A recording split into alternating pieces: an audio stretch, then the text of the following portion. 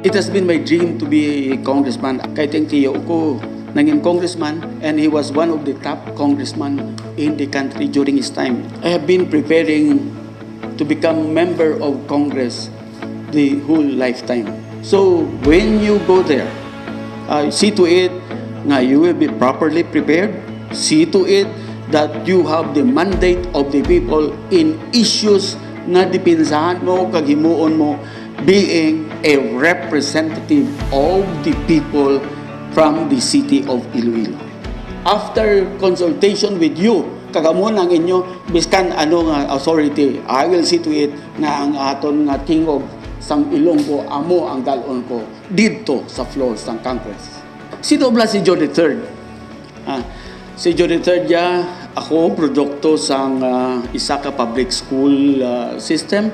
Ang akon unang about sa politika, amo ang pag-ilihir sa akon nga A. Montes Elementary School bilang business manager at the age of 8. Grade 2 ako, business officer na ko sang bilog nga eskwelahan namon.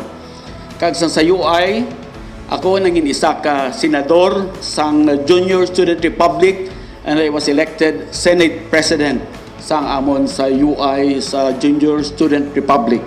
Sang college kita, nagpasundayag kita sa nagtilaw kita sa San Agustin as political science major sa liberal arts, kag nag-double major kita political arts kag economics. I was elected 5 terms as city councilor, handling whole time ang Committee on Appropriation.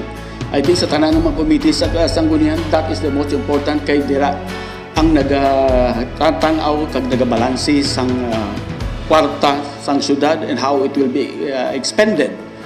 Pagkatapos naton 5 terms as city councilor, vice mayor kita 2 terms. Kita nyo naman pagdala ko sa sanggunian, I was able to handle in flying colors ang aton deliberation dera sa sangguniang palunsod. Pag mayor naton, kita nyo yung isa ko gid nga main thrust. The welfare of the people is the supreme law. I brought government closer to the people. Social services aspect. Amo gani unahon ta ang para sa aton pumuluyo nga pigado. Ako ya si Juditer dagdako sa mulgi. Kag ako ya hindi mahambalan sang tao nga kaintindi ko sang sitwasyon sang mga imol, sang mga pigado.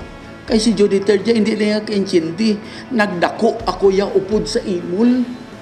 I will see to it and I will work for it to the best of my capacity nga diri sa aton in our nation, in our country, nga wala mamapatay nga tigulang sa gutom. Importante kinaya. Again, wala sang tigulang, wala sang tao nga mapatay diri kay way sa kakaon gingutom siya. Mo ginaya importante sa aton, importante ginana sa aton na those who have less in life should have more in law. Nga kinahanglan, we will be working as a nationalista member.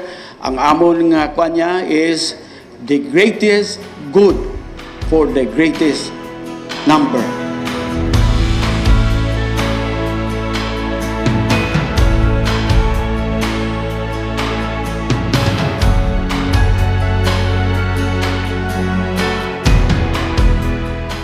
Kung kita ang inyong pag-aupdan na maging congressman sa siyudad sa Iloilo, you can rest assured na I will be working for you as your representative, and you will have and you will be always in my mind and heart para man nga sige-sigihon nato ng pag-ulikid sa aton banwa, pag-ulikid sa aton pumuluyo, kag sigihon naton ang paghatag sang maayong mga benepisyo sa aton pungsod, sa aton mga riyon, kag sa aton syudad. Salamat gid and more power sa inyong tanan-tanan. Arangka, syudad sang Iloilo.